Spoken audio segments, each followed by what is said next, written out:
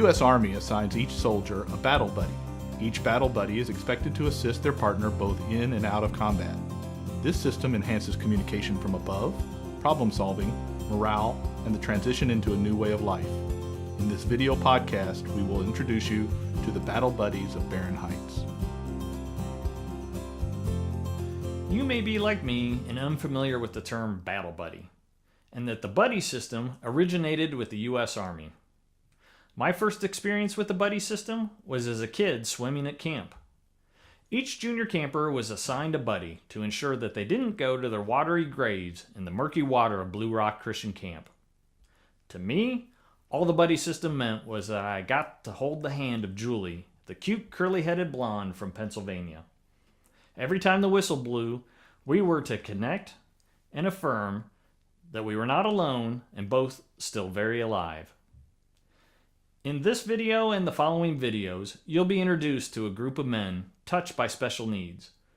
You'll hear about their unique challenges and their need to connect with other men facing similar challenges, so as to affirm that they were not alone and didn't have to face their battles alone.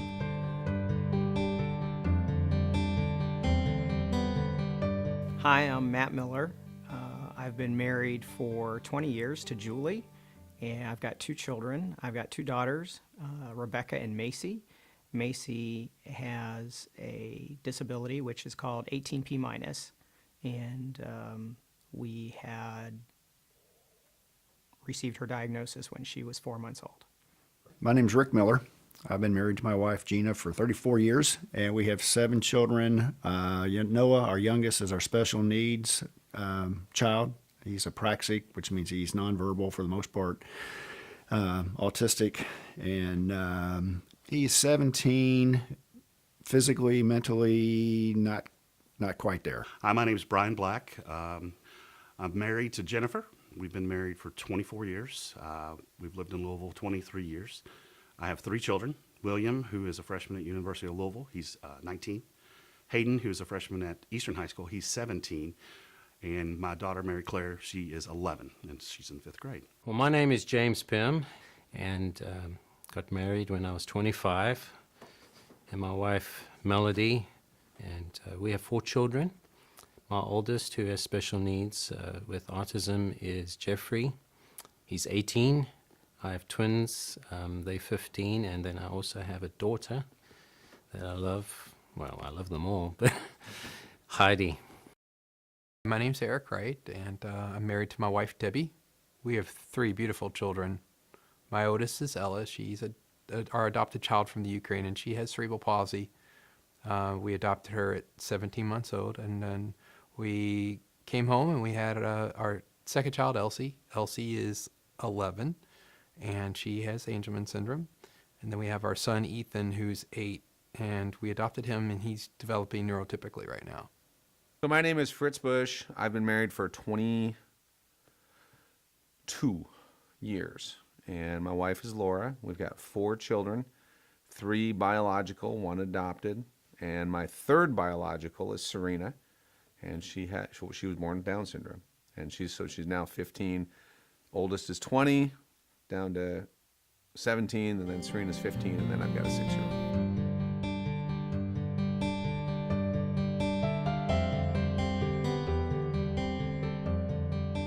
Well, day to day is, in a lot of cases, there was a new normal set. So now I would say day to day is pretty normal, but that's a different normal than probably what most people have as their normal. Well, everything is different.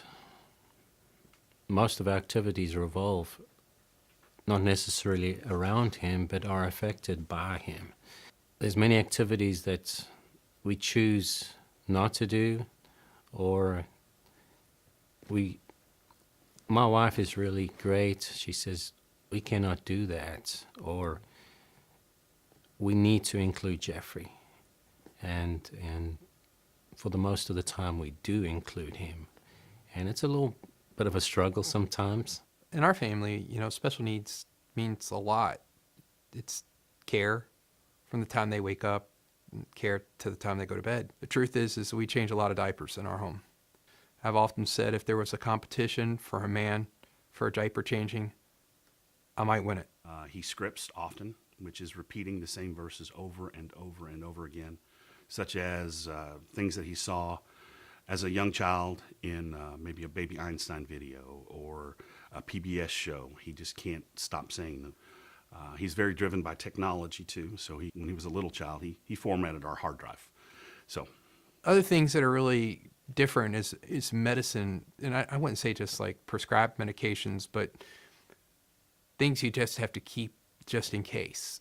And with our daughter with her seizures, I mean, it's critical because if we mess up with that, then we're talking a trip to the hospital. Noah's needs are, like I say, pretty much nonverbal. I mean, we understand what he's wanting to say, trying to say. He has a speech device, which he uses minimally. He finds it awkward, I think. I guess our biggest challenge is, although we're experiencing less of it currently, is his aggression. If he doesn't get what he wants, can't communicate something, he can get aggressive. 18p minus is a chromosomal abnormality. She had a deletion of her 18th chromosome. For her, it's a global delay, so it created low muscle tone and created some issues with speech and cognitive ability as far as being able to, she can receive the information, but getting it back out is a little bit more difficult for her. We're still learning what that means for us.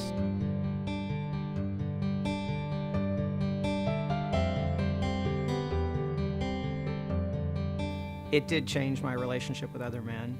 I would say that it was more difficult to speak to other guys about this because it's something unique that you're dealing with. And if somebody doesn't have that same or similar issue, it's not easy to talk about it or discuss it with other people where they understand. If it did, I didn't detect it.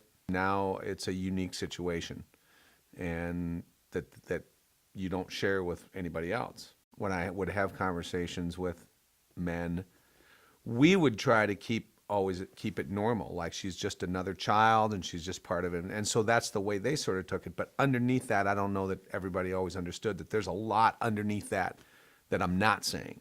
Being a dad with a disability is distinctly different. It's not that those men don't want to be part of my life. It's just they don't know how to be part of my life all the time. It was a challenge in the beginning, really was a challenge because we lost a lot of friends. You know, friends that we had through church and social groups and neighborhood, they pulled away from our entire family because they didn't know how to handle it. We didn't know how to handle it.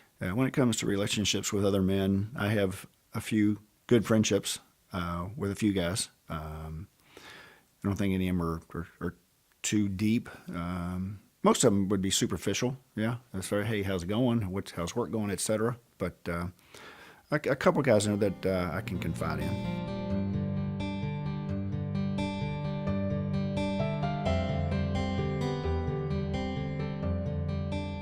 I don't know. I've asked myself that question. I mean, why don't I have deeper relationships? And I think it probably comes down to a lack of commitment for time.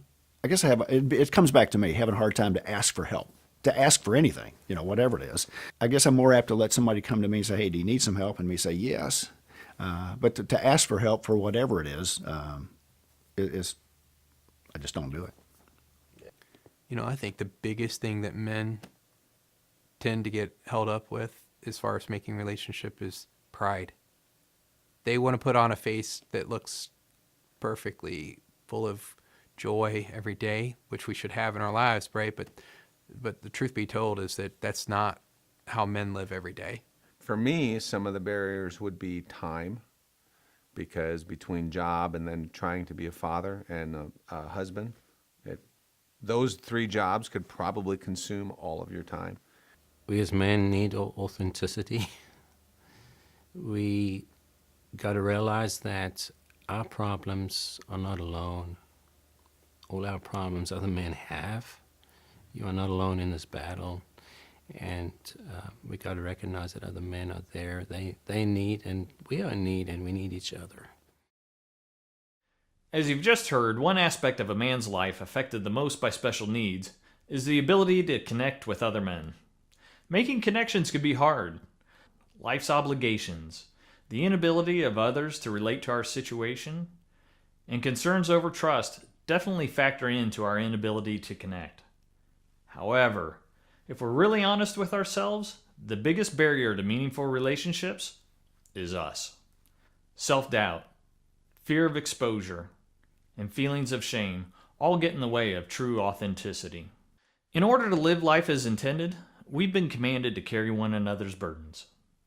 The great paradox to this command is that when we refuse to be available as support, we deny the very vehicle for receiving the support we need the most. And that vehicle is relationships.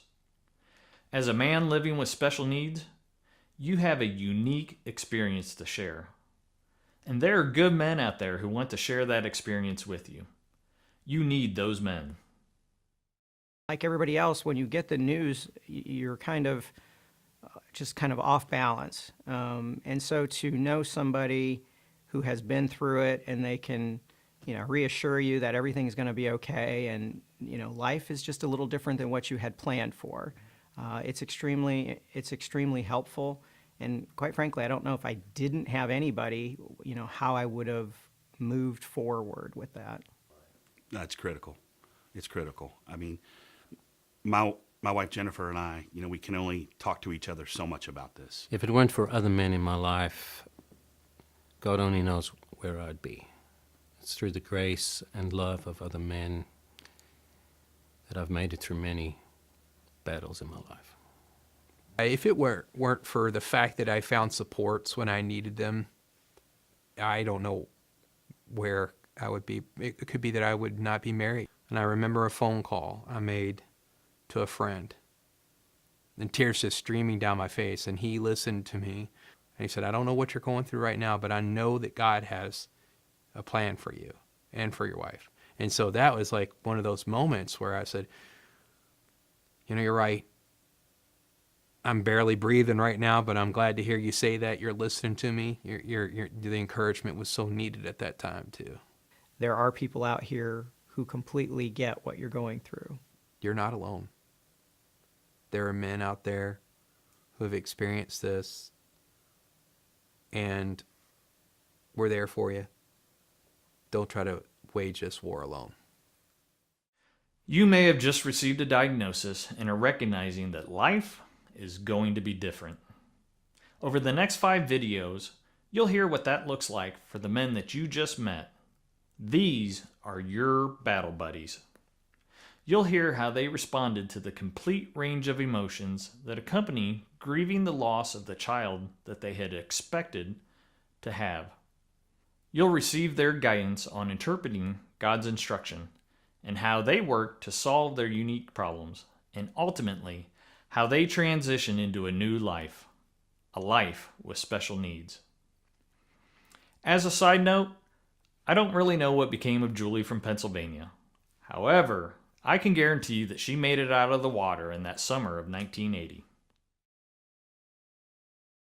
In our next video, you'll hear your battle buddies' experiences on the day that the bomb went off in their lives, Diagnosis Day. I really felt like I had been punched in the gut. I felt very isolated. I felt very alone. I didn't feel like people really understood what I was going through. I put my forehead on hers and I just said, it'll be okay.